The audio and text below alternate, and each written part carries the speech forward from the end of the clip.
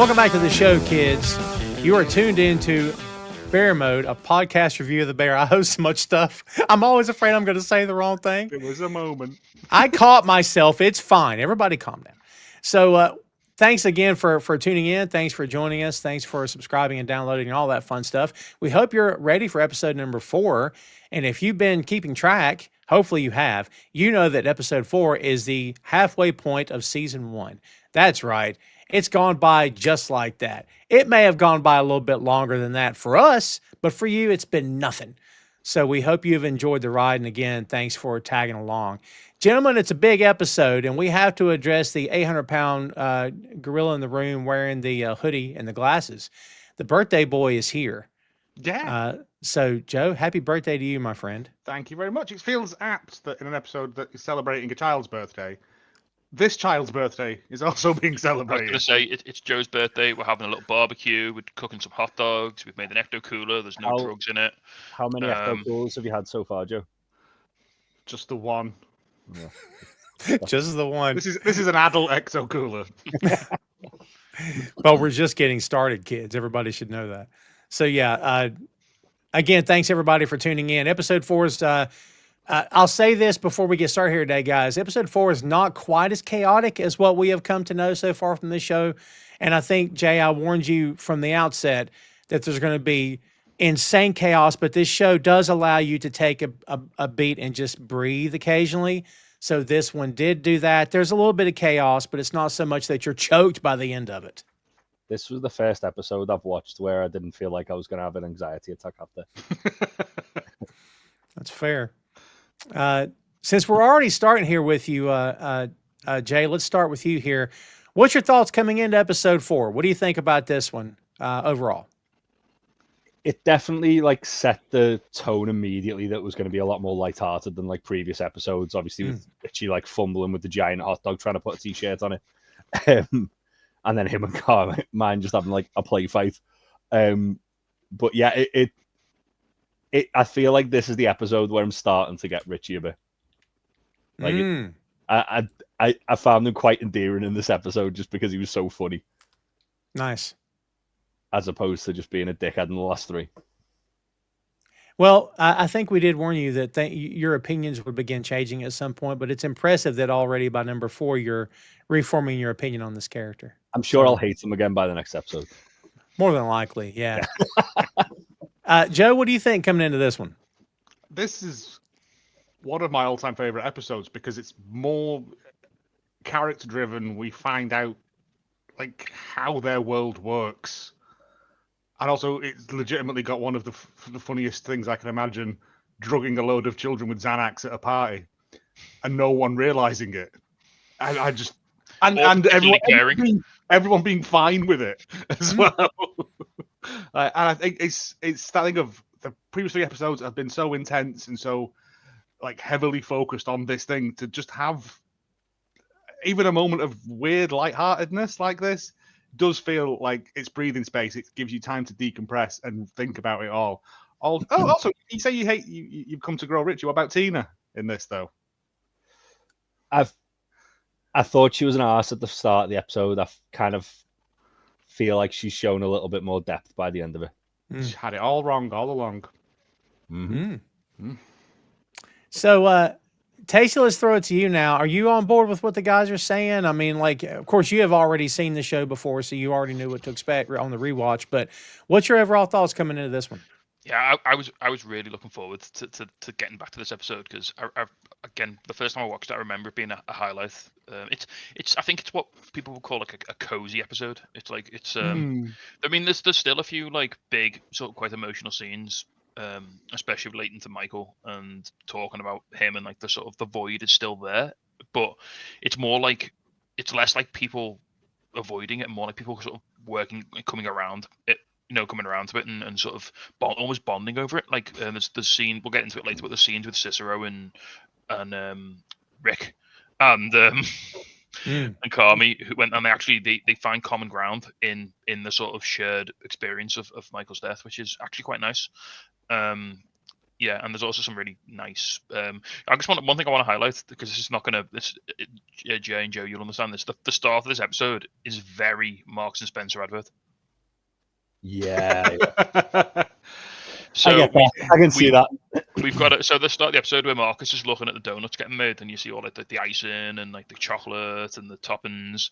We have a supermarket over here in the UK called Marks and Spencer. It's quite posh. It's quite upmarket, and they run a series of adverts which is basically just their food in like slow motion. It's what what you'd call like food porn. To the tune of Albatross by which is a choice. So it's all like sexy music, sexy shots of food up close, like real nice, and that gave me big M&S vibes. This isn't just creme brulee. This is Cornish cream whipped into it. It's very Nigella-y. Again, it's not going to get either. But no, I got that. It's okay. Yeah, it's all sexification of it. But Marks and Spencer's is where old people go to shop. It's a confusing system. You only go to Marks and Spencer's. I only go to Marks and Spencer's when there's one in a train station and I need a sandwich. Yeah. Interesting.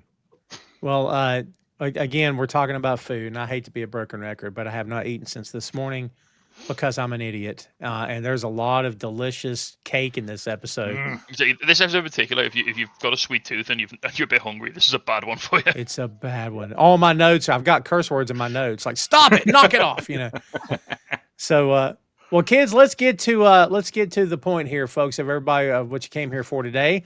Let's talk about episode 4 of season 1. This episode is entitled Dogs. And the series isn't going to the dogs or nothing like that. It's just the name of the show. So the original air date, as we have noted before, all the episodes dropped on June 23rd, 2022.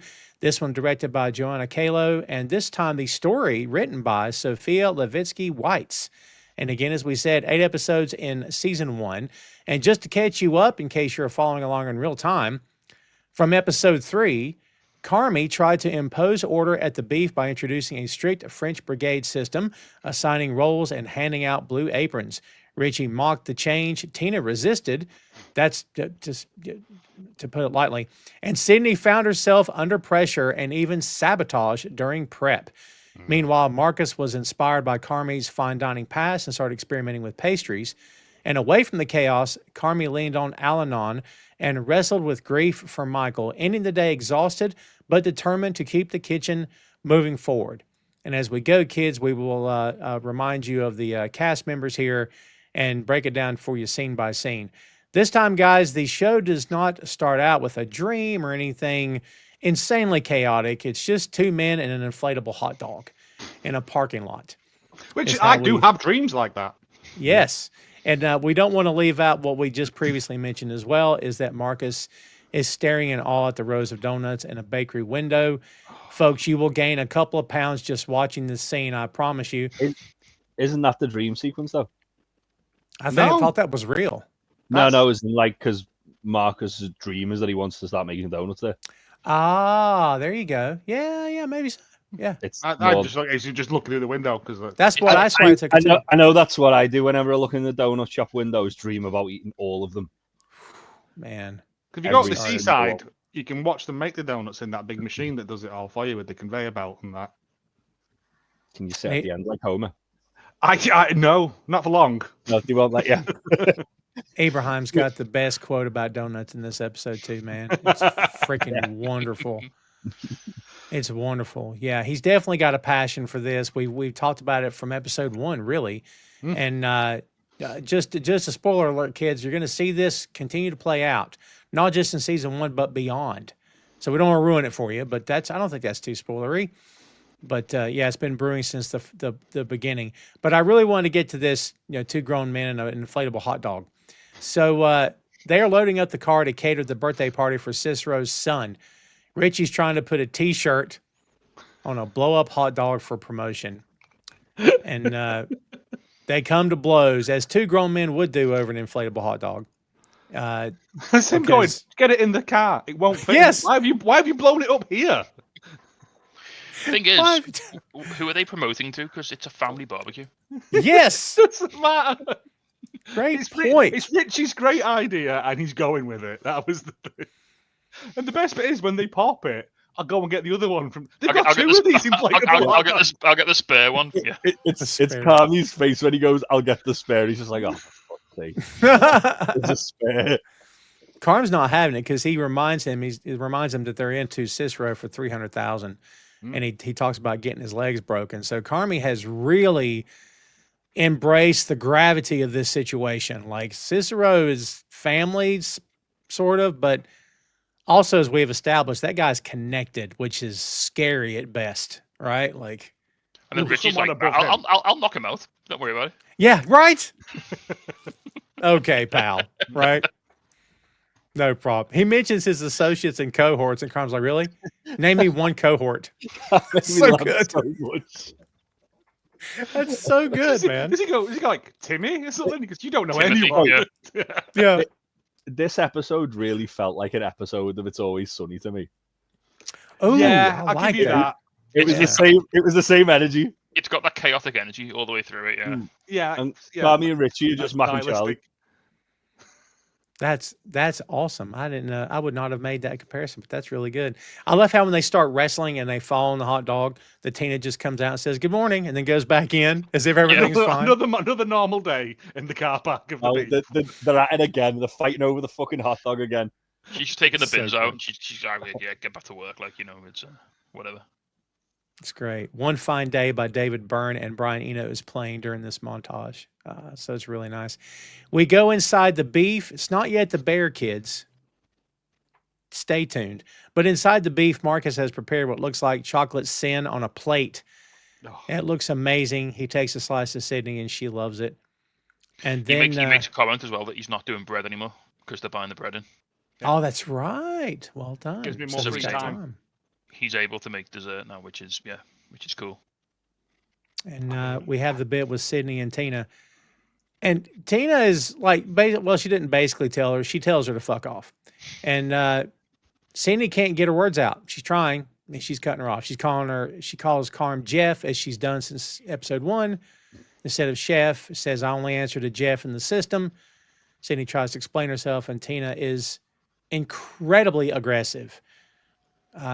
Jay, are you done with this character as we started episode 4? You're like, that's it, I'm done. Yeah, I mean, I felt like that in the last couple of episodes, she felt like she's shown like little sort of glimmers of hope, but not like nothing completely redeemable. But I think by the end of this one,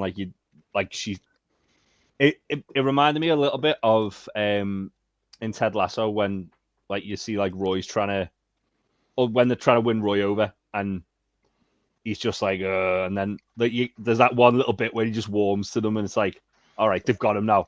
It felt like that very much with Tina in this episode. Now, there's either a lie, an exaggeration, or a continuity error here, because Tina says to Sydney, I've been working in this kitchen since before you were born. That's right. I think it's just a generic term of... Yeah. I think she's just saying, look, I'm older than you. I know I think she's just trying to pull rank, yeah. Yeah, but as we know from later on, that's not true. That's not true at all. No, but I think it's more of a, like you said, just pulling rank of like, I was here before you. I know what I'm doing. Yeah. Again, it's the system.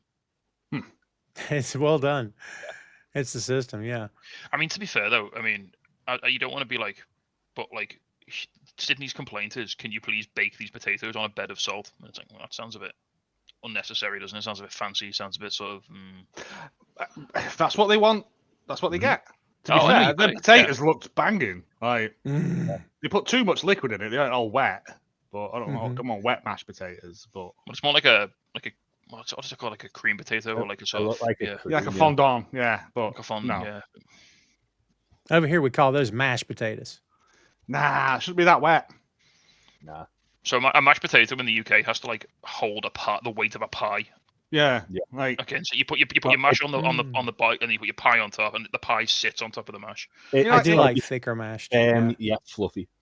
There's no way that those potatoes would be stood up to make a mountain in Close Encounters of the Third Kind, is what I'm saying. You couldn't pour gravy in it and hope for it to hold. Like if you poured gravy in it, it'd become a soup. It would just become a soup. Yeah, it would become a chowder. Yeah, chowder. My mom would try making homemade mashed potatoes. You know what's funny?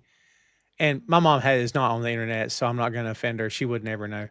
But like my mom always cooked out of a box. She's a old Southern mom in North Carolina, and she always cooked out of a box, which is fine. But in terms of making stuff homemade, I'd be like,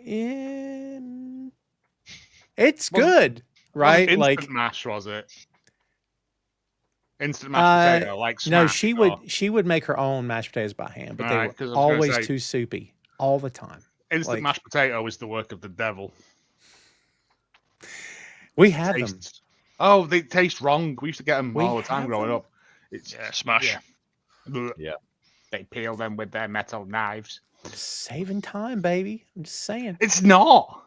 It is. But between baking potatoes and doing all that other stuff, that's a lot of You can work, put- man. Boil them up. Boil 'em. Leave them Boil 'em, steam yeah. dry. Mash them. Boil them. Yeah, that's Put them in the fair. stew. It's still It's too just much going all time. Lord of the Rings this now, isn't it? Potato 3 chat. minutes. 3 minutes. Potato chat. Welcome back to episode 4 of Potato Chat. I'm King Edward. That's good. So Richie and Carm are on the way to Cicero's, and Richie, we assume, is watching either TikTok or dumb YouTube videos. And Carm just is not like. I don't think Carm's upset with him. He's just irritated. I think He's it's having early to in the clean up morning. there. It's early in the morning, isn't it? That's like, it. You know, we've all had those shifts where you get in early and like your coworkers like going off on something and you just don't care. Like, just don't talk to me. We're working together all day. I just want to appreciate this moment of quiet and peace that we have now.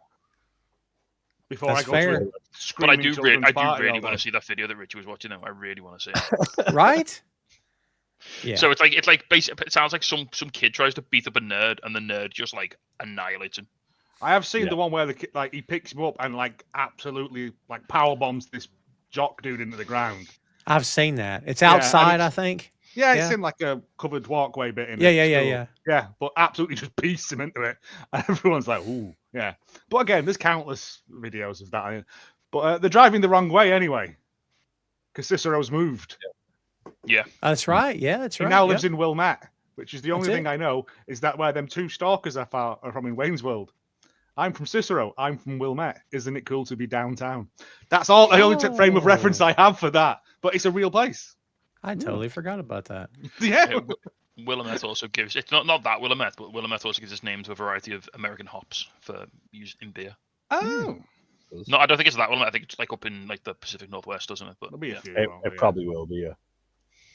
Yeah. When they're talking, Carm can sense he's getting upset because he's complaining about Cicero and calling him the wrong name and everything, and calling him Rick, and he goes, "Look, just don't start anything." And Richie's like, "Don't worry, I'm not going to bring up shit." And then immediately cuts to them screaming. Smash cut to them at the front door. With Carm just holding stuff. He's just standing there like, But the lines in Just that waiting. bit are tremendous.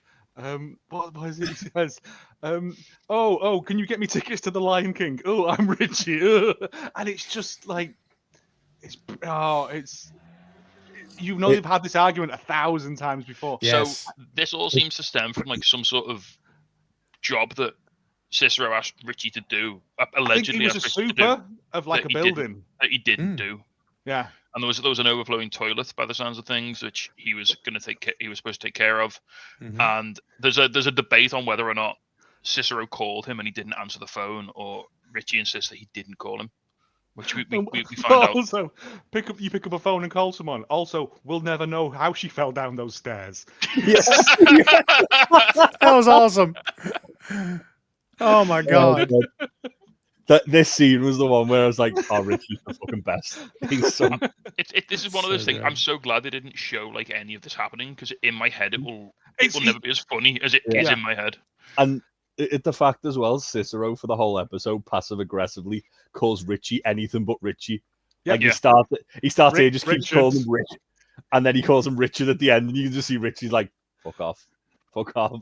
I I love hate it. it when you call me Rick. I hate it when you don't answer your phone. Yeah. Yeah. Like, Yeah. we don't even know when this is from. This could be Nope. 5 years old, this argument. Like, Or 10. We don't know. they're just right? them sort of family-related people who will hold I a grudge feel- forever. I feel like it's probably not that long based on something that happens later in the episode. Yeah. But Mm. this is like the most recent one Oh. of an ongoing series of Yeah. feuds they've had. Yeah. Also, just off the bat, Oliver Platt is tremendous in this episode. He's like tremendous the in the whole episode for me. thing, but yeah. Yeah. The bit where his kid's yelling at him, Yeah. I had to rewind that because I was laughing so hard. So good. Yeah. What's funny, when Carmy was setting up, this old man comes by and says, "Carm, I thought you killed yourself." And he's like, No, that was my brother. It's my brother. Oh, right, okay. Okay. Off he goes. No, Oh. no condolences. No, nothing. God almighty. That really caught me off guard. I'd forgotten all about that. And Richie walks up. He's ranting about Cicero. Again, he complains to Cicero. He's like, you know what? He's not even Italian. He's Polish. Carm's like, you're not Italian either. Right? What are I'm we more talking Italian than him. You Right? either are or you aren't. Like, Yeah, right? There's no in between. It's like being a little pregnant, right? No, you're not. he's called Richie Jemovich. He's clearly Polish or like, yeah. I love the fact as well that he's gaffer taped the t-shirt onto the hot dog. That, Yes. Oh, it's great. Absolutely howling when I saw that. not well. It's great. Not like Also- two Not- pieces, yeah, not like, well. Absolutely chaos. So- it on. We get a bit of Chicago culture as well in the scene. So Richie hasn't brought any ketchup for the hot dogs Ah, That's right. because in Chicago, putting ketchup on a hot dog is a mortal sin. In Tom's house, putting ketchup on a hot dog is a mortal sin as well. So I think who's going to put ketchup on a hot dog? A kid. An asshole kid. Yeah. Ever the master of subtlety. So correct me if I'm wrong, but a Chicago hot dog is like a spear of pickle, some relish, some tomato, like actual tomatoes, and You like some see, onions, maybe. you see Carmy make one later on Yeah, of the whole thing, and to be fair, yeah, looks nice. Chicago hot dog, very good. Can confirm. Any way to take away the taste of the hot dog, I guess. Mustard is meant to go on hot dogs. Ketchup is not. I'm just saying. Like, But that's- unless you're like a 5-year-old kid, in which case you Sure. probably just want the red sugar paste to go Yeah, in your but hot that's dog. the- I think I prefer tomato relish to ketchup, where it's got a bit of more consistency to it. So that sets Carmy off on a search around Cicero's own house for some ketchup. Right? Yeah, trying to find ketchup. He's also making a homemade ecto cooler, which brings up some Ghostbusters references. And, cousin, So Richie- is this a cousin, what's with all cultural- this gay ass fruit? Is this a cultural American thing, an ecto cooler? Because it's not something that like resonates at all over here.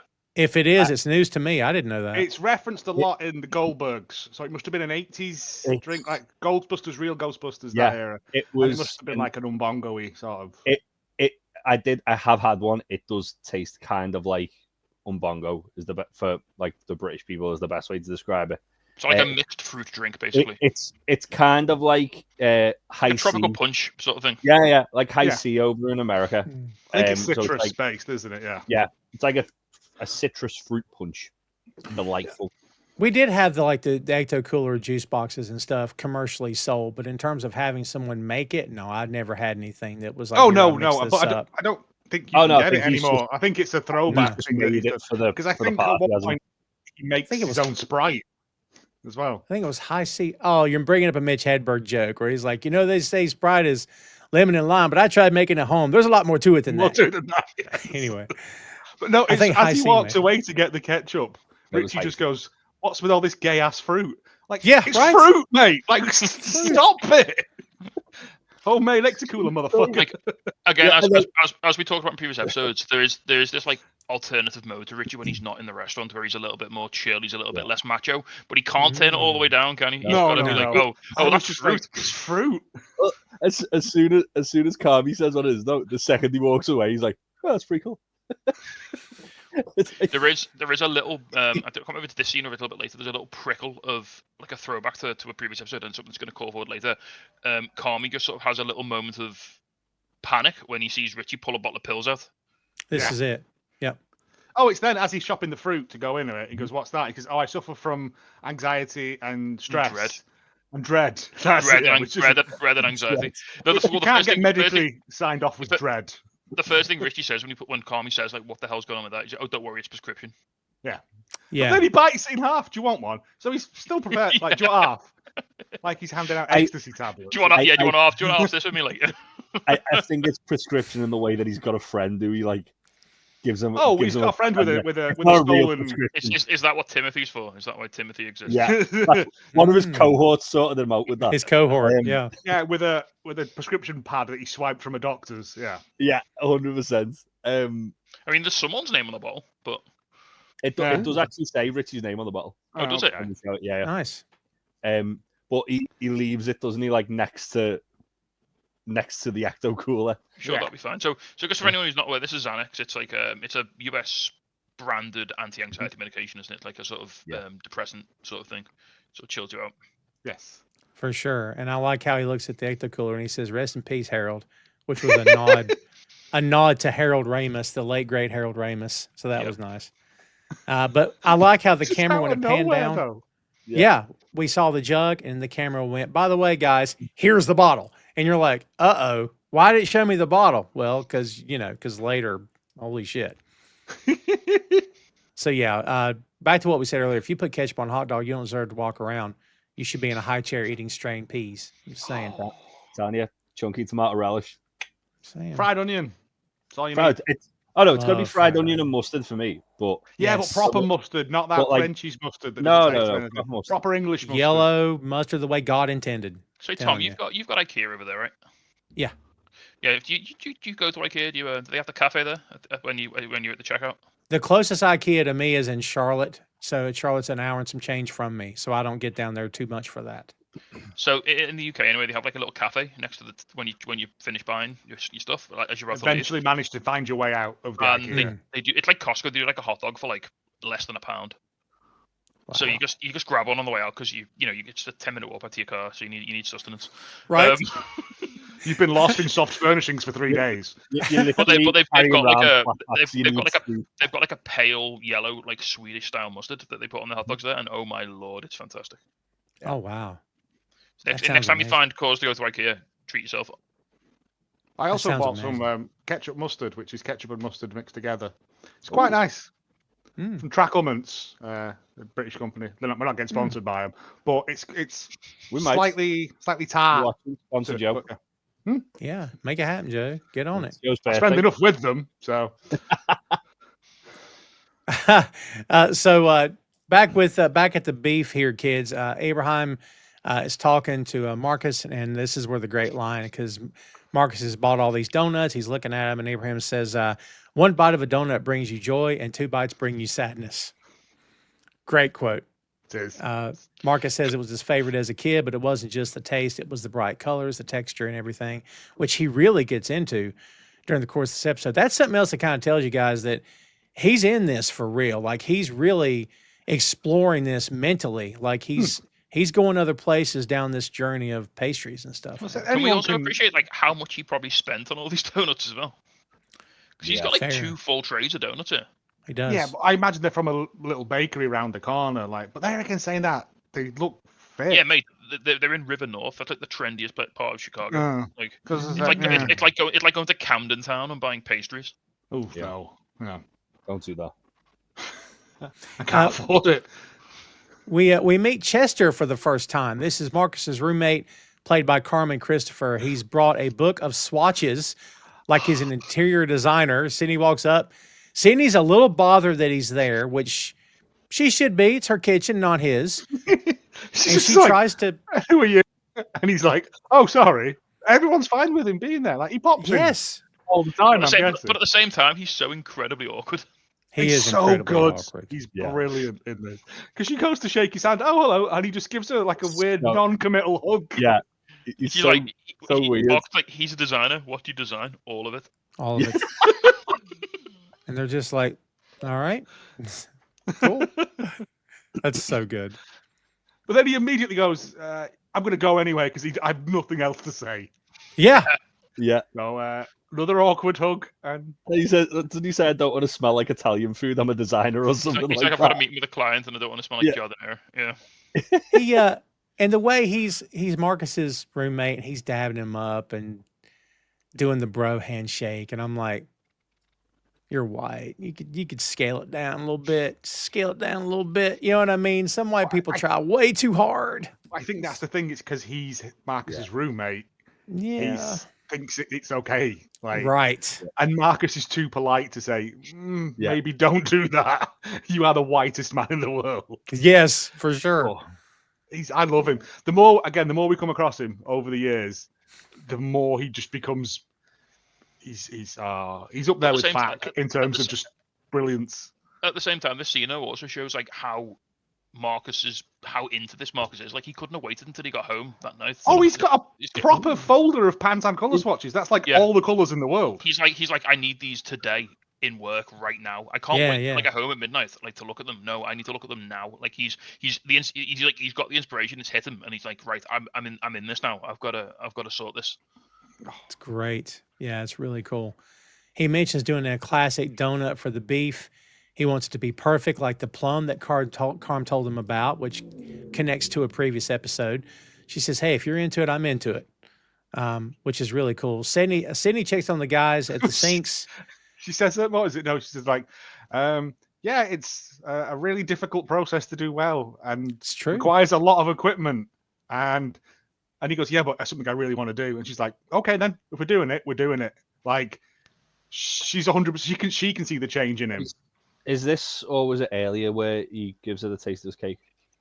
Not yet. It's earlier on. He gives her the cake. He gives her a little taste, doesn't he? And she's like, "That's great."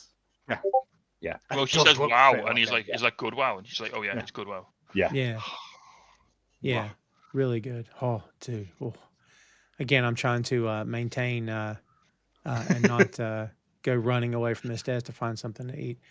So when she goes in to check on the guys at the sinks, Fact's in there, and she reminds him. I didn't catch what he said, but she reminds him he doesn't work there. She comes in and goes, because I think it's Angel who's making family for everyone. Making family.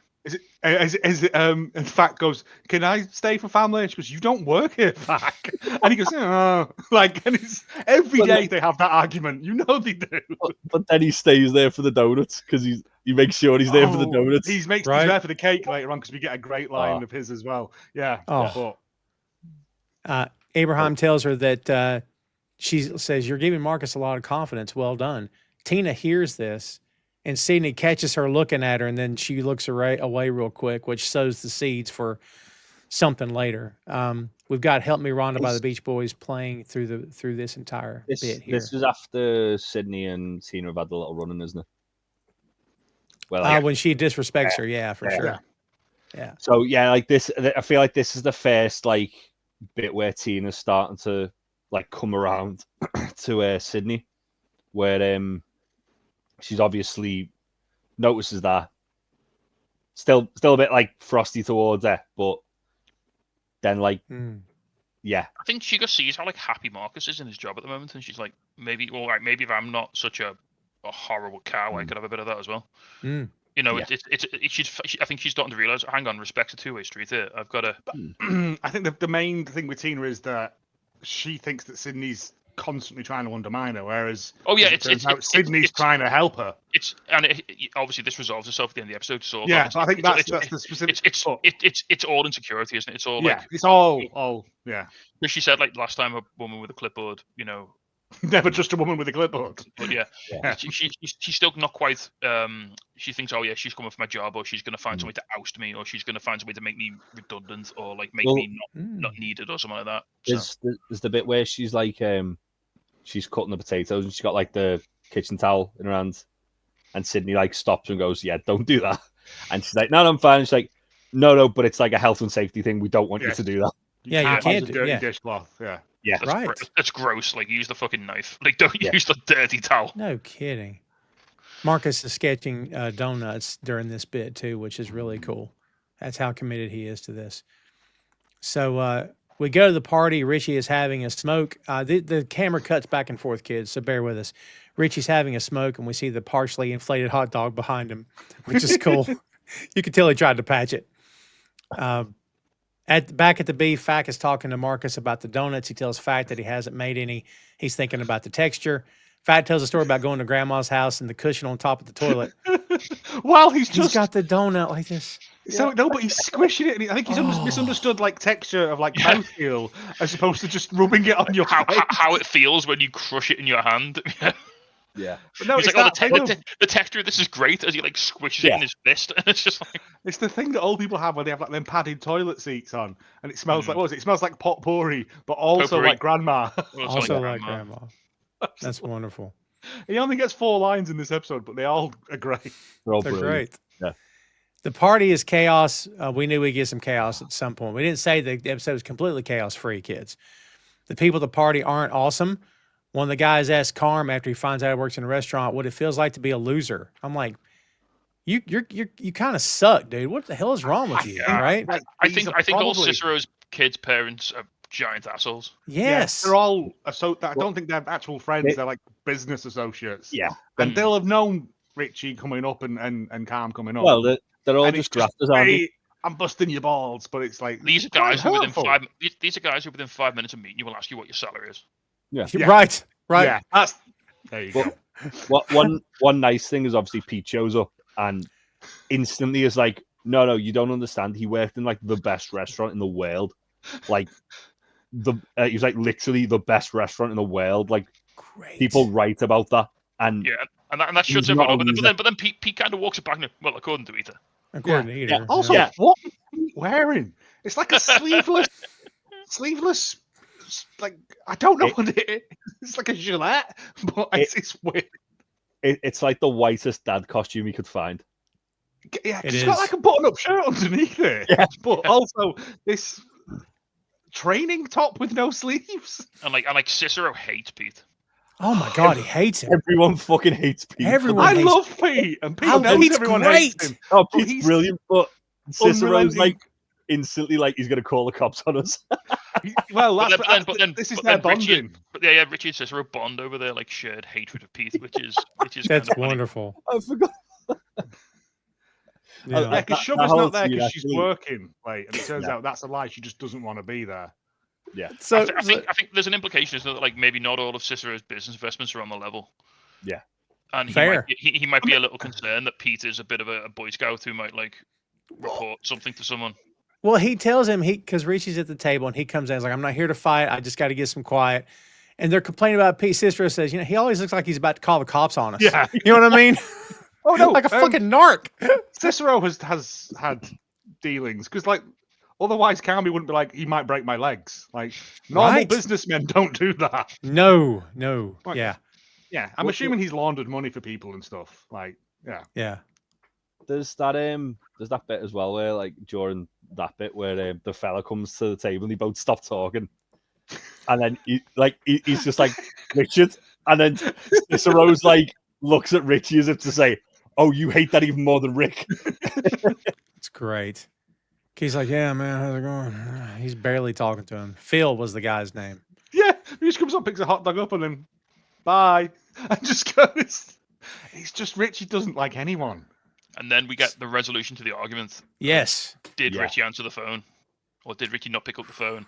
This got just- heavy, right? Yes. This got heavy. Well, and then this is like so. We've talked about this. I mean, every episode has like these like I wouldn't say they're more important scenes, but these scenes that are like sort of key, like development of character scenes. And I think this is one of them here, where like Cicero's like, oh yeah, he reads the text back from his friend, tenant, whatever, saying the water's running, blah blah blah.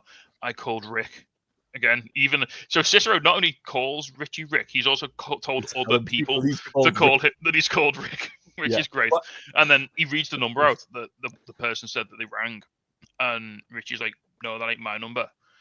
My number's 312." Which Jay, a little fun for you'll know this. 312 is an important Chicago number. It's an area code for Chicago, and it's also the name of a beer made by a local Chicago brewery, Goose Island. It is. Well done. So a little Chicago law for you there. But then he says, "No, that's not my number. My number's 312. No That's one Michael's looks at number." digits anymore. That's Michael's number. Yeah. That's what makes me think though, like this is quite recent because. Well, presumably the reason no one picked up was because Michael's dead, right? Yeah, exactly. So that's why it makes me think. Okay, that mustn't have been that long ago. Like, presumably in the last like 6 months because of that. But yeah, and then they have this like sort of pregnant pause where they both sort of like they both sort of just acknowledge again. It just sort of hits, like sort of like re-hits them. Oh shit, yeah, Michael's dead. And they have that little moment of like sort of trauma bonding almost, which is really It's nice to true. see. Yeah, it's I really like the way, because obviously I am watching it like in real time. I like the way that it doesn't kind of like put all its cards on the table in one go. Like it kind of like drip feeds you things like this, where you see how they're kind of those characters are dealing with it. Obviously, you're learning more and more about like what's actually happened to Michael. So again, without going into spoilers, Jay, that's like a big thing over the first, I'd say even the first 2 seasons, even like into season 3, is it does just like very slowly sort of feed you information about Michael, and you never see the full picture. And I think that's done quite intentionally to like sort of keep a bit of mystique about him.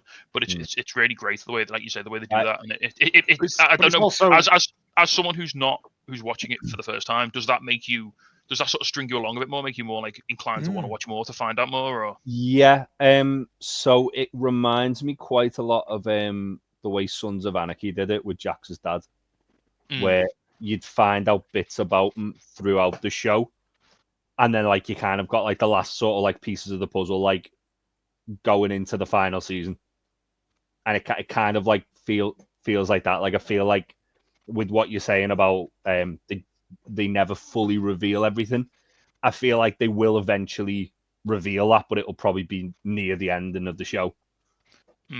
But what it does, well, it makes like every time you get, because I don't think it's happened yet. We haven't had any flashbacks yet, have we? To Michael? Not yet. But every time you get one, it feels like a really big deal, and it feels like you're seeing something that's really quite precious and quite sort of like fragile and quite sort of really important, which I think is really good. Also, but I also feel that it's a thing of none of them have spoken about it, so no one knows all the information, so they're piecing it together at the same time as well. No, even like maybe at the funeral, no one's ever sat down with it a load, like you say, with everyone and just gone and talked it through. Like that again, we've talked about this. That's the whole theme of the first season, is that the people aren't dealing with the trauma here. People aren't dealing with the black hole that this has caused in this sort of in this group of people.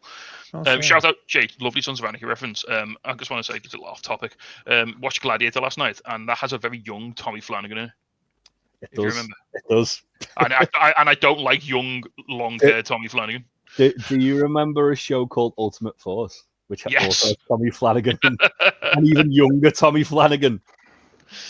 Welcome back to Tommy Flanagan mode. And also to bring it round to another thing we keep talking about, he's in Smoking Aces as well, isn't he? He is in Smoking Aces. Oh, what a film that is! Greatest film ever. When's the 6M on Smoking Aces, Tom? When are we doing the 6M on Smoking Aces? I'm ready.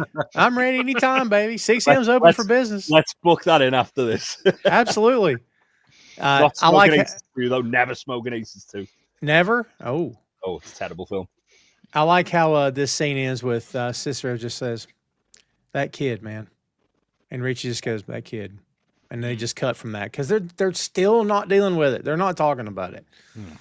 But they're almost sort of like you say, they're almost sort of like that sort of pregnant silence. That's sort of like the weight that's in that scene is just like sort of the sort of joint acknowledgement of it, which actually manages to sort of paper over that horrible argument they were having before.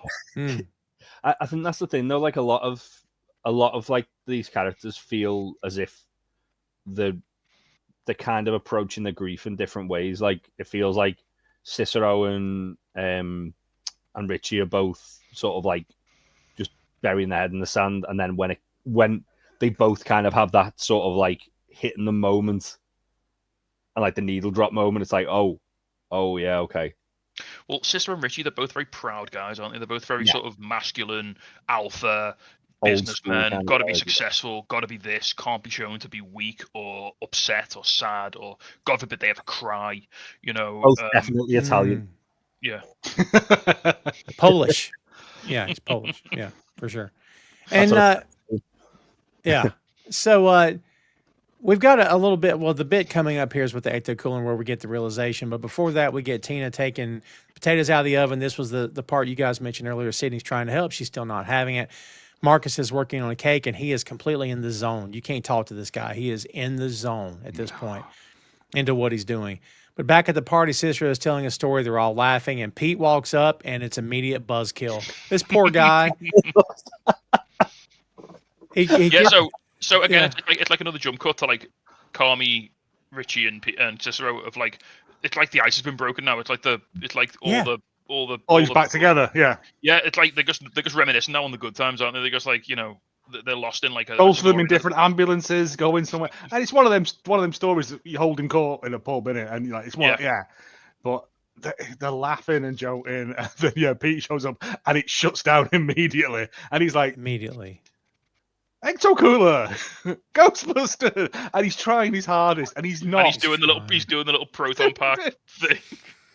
It's the fat Cicero just shakes his head and walks off as well. Yeah, he left. Yeah. Fuck this guy.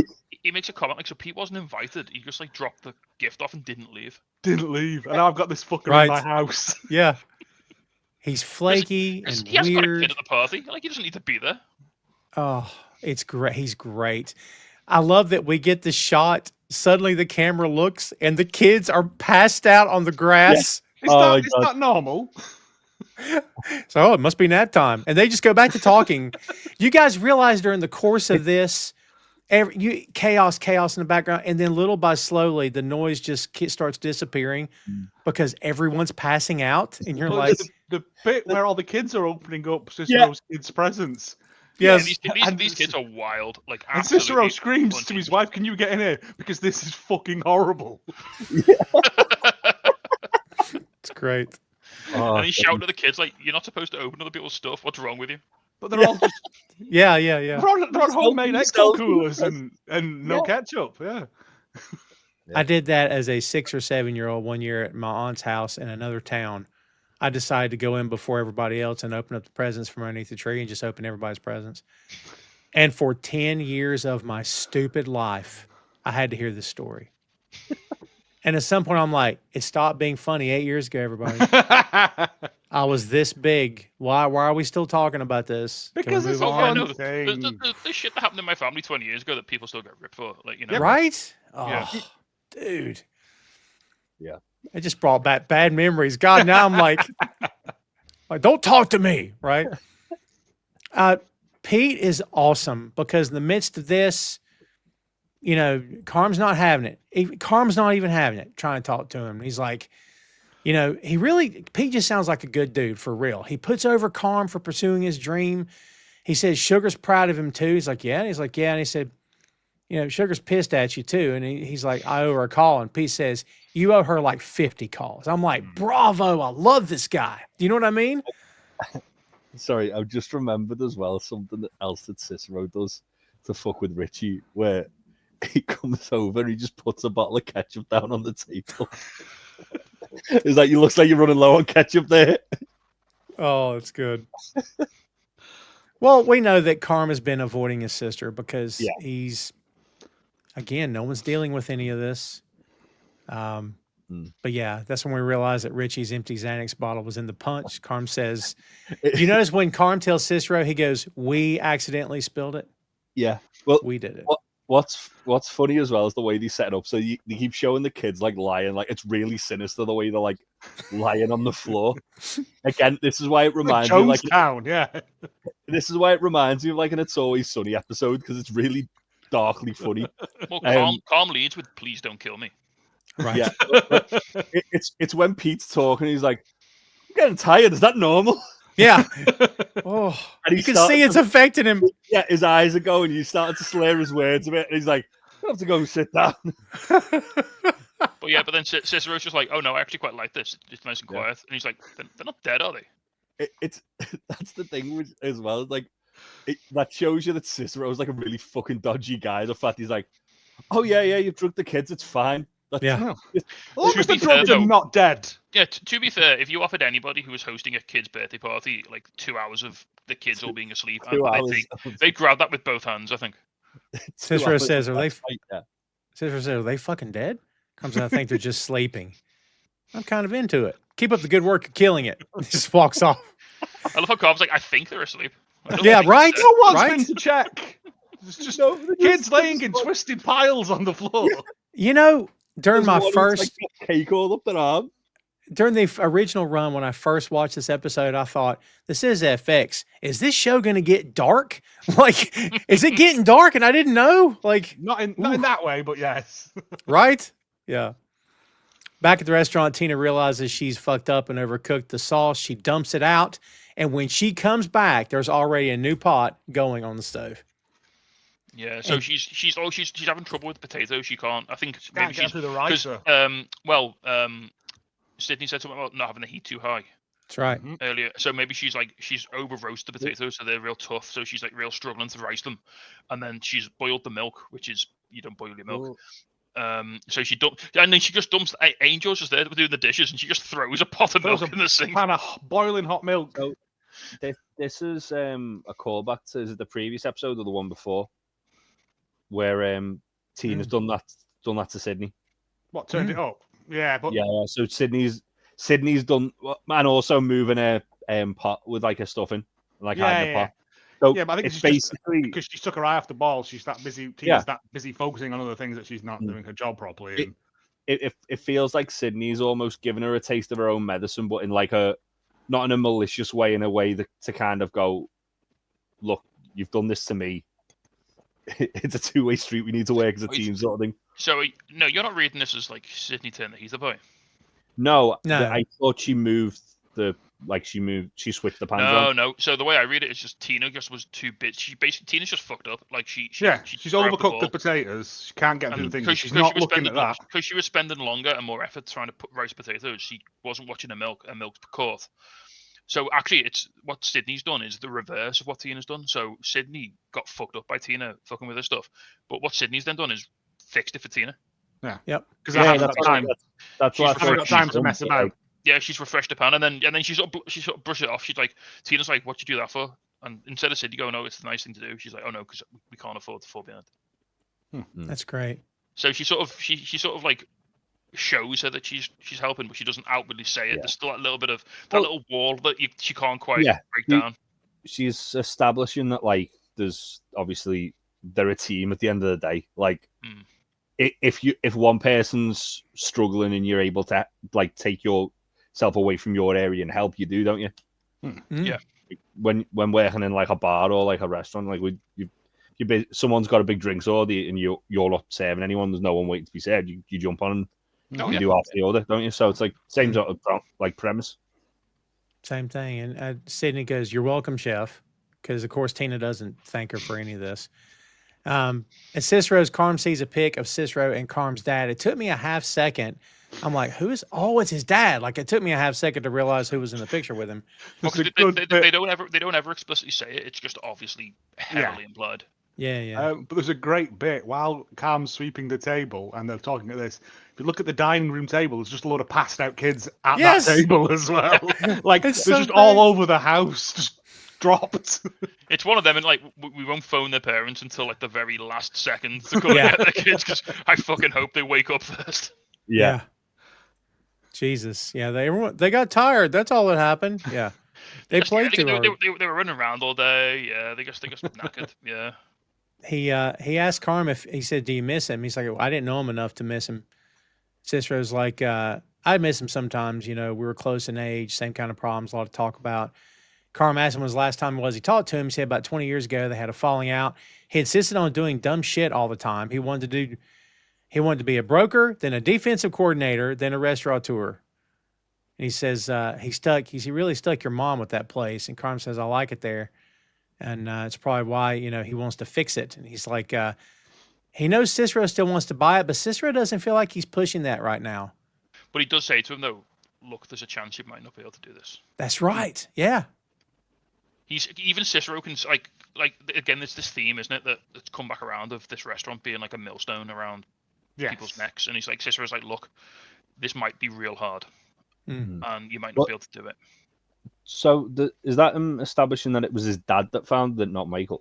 Yeah, the restaurant was a family restaurant. Yeah, so Michael inherited it. His dad just did a fucking runner basically at one point, and Michael. Right. So it's got the beef has got this legacy of basically just being like thrust upon people when other people just abandon it for one reason or another.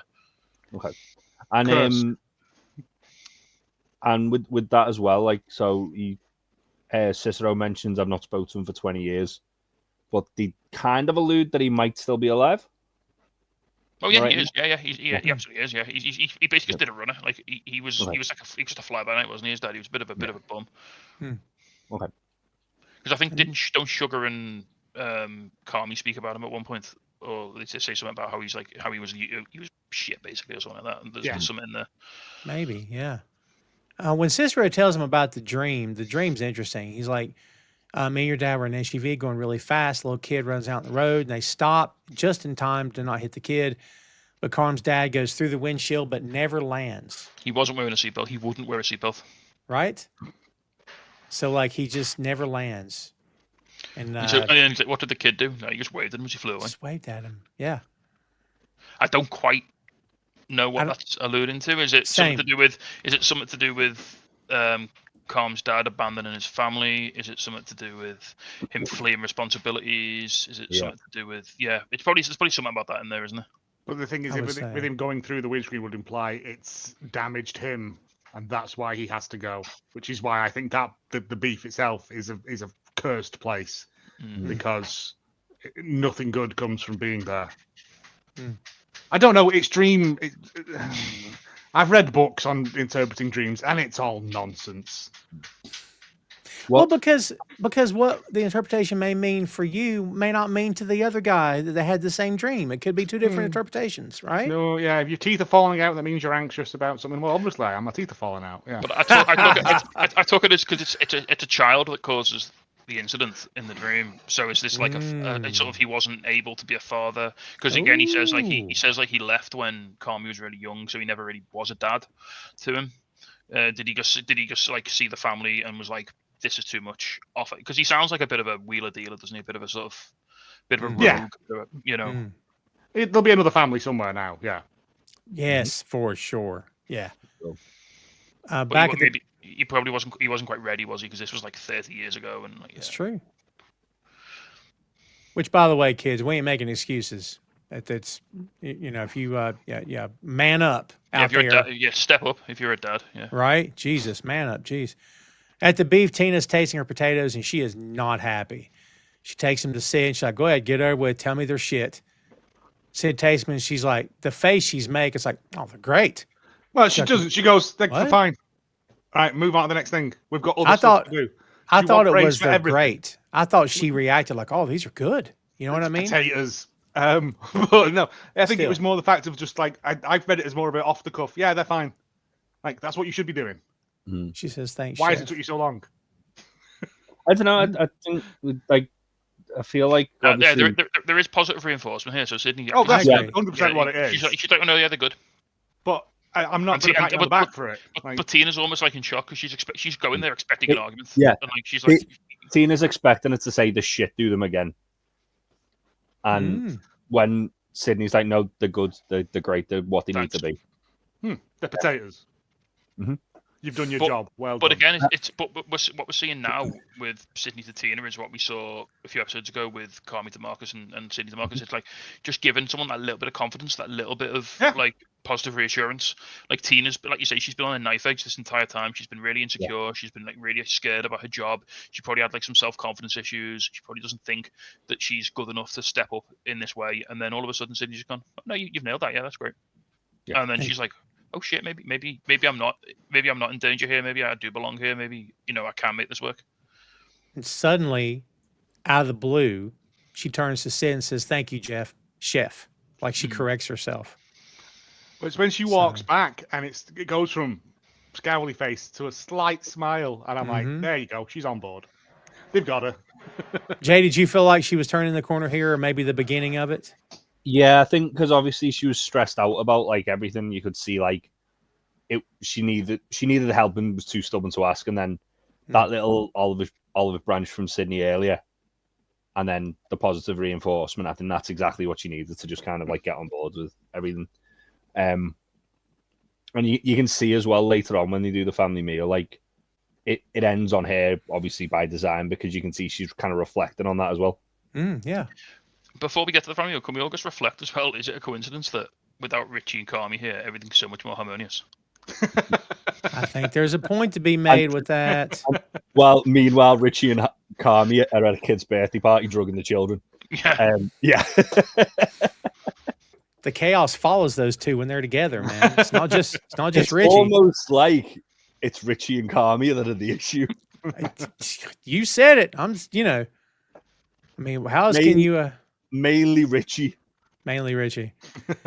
Marcus is still working on his cake, and it looks amazing. And thank God this freaking show's almost over because, dude. That camera cut they do, where it's like they start with like the flecks of like it looks like flecks of gold falling from them, and then it turns into the orange zest as he's like zest. Oh, that's so well done. Well, they did it with the donuts at the start. They did it with like hot metal being poured into donuts, and I was like, God, I'm hungry. Right? Jesus. H.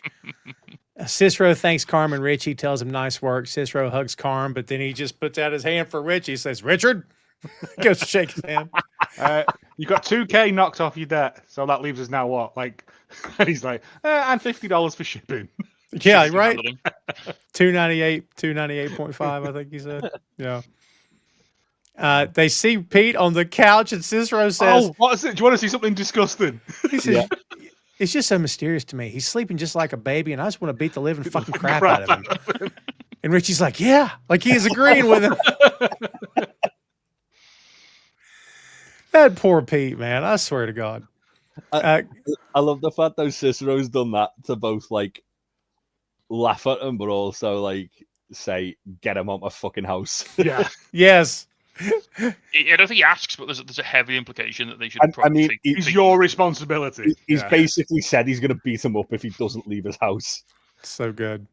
Carm's driving with Richie, and Pete's laying on Richie's shoulder. He thanks you. Thank you for letting me be part of this family. And Richie's just furious. He's so angry. Yeah. Shows him away.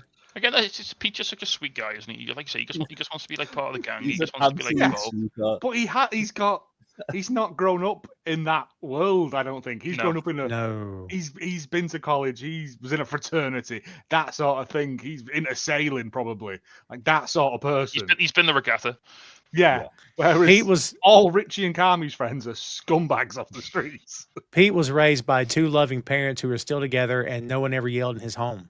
Yeah. You can tell. They go to Aspen for the holidays. 2 skiing holidays a year, yeah. Yes, for sure. Back at the beef, Carmen and Richie have returned, and Marcus brings in his cake. They all taste it. Fat comes in. He's like, "We all get cake because we're best friends," which is a great line. Cake and ice cream. And ice cream. You notice that Fat has ate all his cake first, and then he's dogging the ice cream at the end of it. Yeah.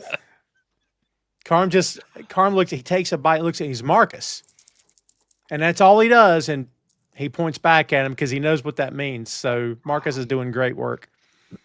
That looked like delicious cake, to be fair. Right? Again, just that fact line of we all get cake because we're best friends. I was like, he's so good. We don't get a lot of fact in this episode, like you said, Joe, but what we get is just pure gold. Yeah. He's just always there, like doing this. Yeah. Like, next to people. Just hanging around. He doesn't know what to do with his hands. He maximizes his minutes, doesn't he? He really does. Oh, 100%. He maximizes his minutes. There's a pro wrestling term for you, kid. That's well done. Yeah, Tina takes in the breath, Jay, as you mentioned earlier, and that's how we end. Check It Out by John Mellencamp is playing us out. So there you have it, kids. There is episode 4. That's what we got for you. And, man, that was, again, guys, as we started off here today, with this show, you need moments of let me up, let me breathe. I got to catch my breath.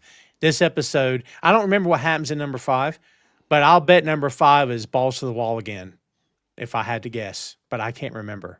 So I wouldn't be surprised. Yeah, it's a stressful one, 5.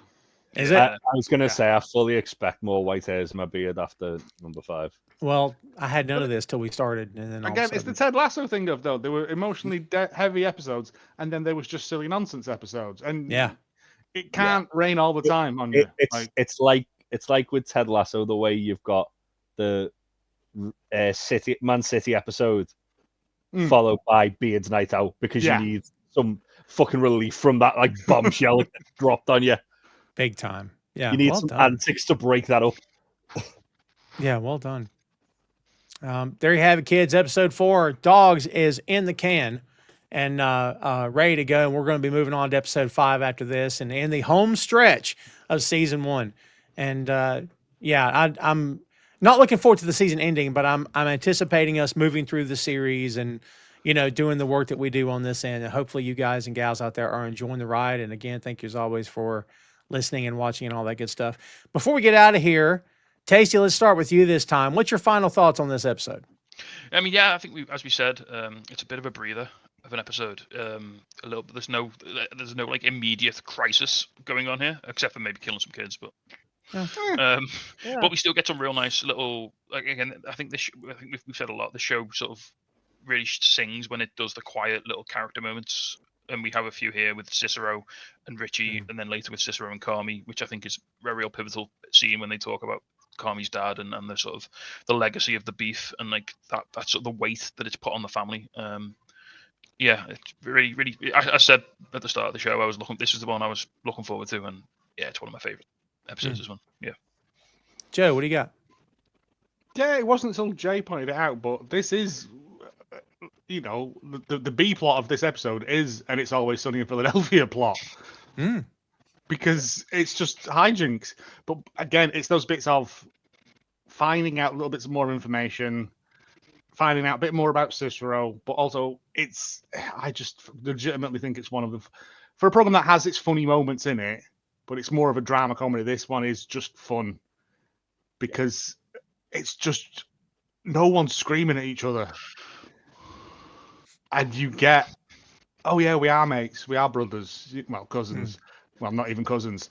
But you get those things of, why these people are friends. Like, and you forget that. So far, I wouldn't know why Richie and Carmy were friends. Because they clearly hate each other. But with this, you've got all this shared history. And you need those moments in it. It's back to normal next week. Yeah. Yeah. We tried to warn everybody. Hills and troughs. What do you think, Jay? Yeah, this is my favorite episode so far, probably because it wasn't stressful as all hell for 30 minutes. It was just lighthearted antics. Yeah, I think this is the one where I kind of like felt like a lot of characters got a bit more fleshed out. Like Richie felt like a lot more like an actual person as opposed to just a ball of anger who runs around the kitchen screaming at people. And Cicero, I think, might be my favorite character now because he's just so fucking silly. But yeah, I really enjoyed this one. I'm looking forward to getting back to the bedlam that's going to be next week. But if you want screaming arguments, we've got plenty of them coming for you. Don't worry. I'm sure we have. I'm hoping I'm hoping there's more like rest stops like this though, where it's just nonsense for 30 minutes. There's breather episodes, but there's worse episodes as well. It's everybody back on your head. Break time's over. Yeah. There's a nasty joke, not nasty joke, but a gross joke in there. So yeah, never you fear, Jay. The chaos shall continue. The chaos of the bear. Well, kids, there you have it. We appreciate you again tuning in. Thanks for binging the show. Be sure to share this with your friends on all the social media platforms if you have them. And thanks for watching and subscribing and following on the YouTube. And be sure to stay tuned for a lot more. Again, episodes 5 through 8 coming, and then we will wrap up season 1 with a season 1 rundown. And then it's on to season 2, and then 3, and then eventually 4. And maybe even 5 at this point. Maybe even 5. Yeah, we're getting a 5. Yeah. Yeah, but I mean, will it arrive before we finish 1 to 4? Quite possibly. Well, hey, we die, and I was like, all right, keep it light. I'm just saying, we all need to have backups or something. We need to have understudies in case one of us bites the bullet on the way there. You know what I mean? Don't worry, I got Dan. Dan knows all my stuff. He knows my lines. We'll throw him in the chair. You haven't got a second, no. Yeah, right? I've just got a bag of rice with my face drawn on it. It's pretty much the same, isn't it? Not a lot of difference, Joe. Can we put the hoodie on him? I might do it next week and see if anyone notices. Just put the hoodie on it. It'll be fine. It's wearing that hoodie, otherwise we'll know it's not you. Just get one of those rubber band mouths like off the old Captain America cartoons. Bah, bah, bah, bah, bah. Yeah, you'll never know the difference. That's great. Well, there's another reason to not miss episode 5, kids, because you'll get the 3 of us and a bag of rice. So do this now, Anna. Right, fine. Right? Do this. We've already teased it now. It's out there. Once you put it out in the ether, you got to come through with it. Otherwise, we're over-promising and under-fulfilling, under-delivering. We can't do that. So thanks again, kids. We appreciate you. Check us out for episode 5. So for Big Tasty, for Joe and Jay, I'm Tom. We'll see you next time, kids.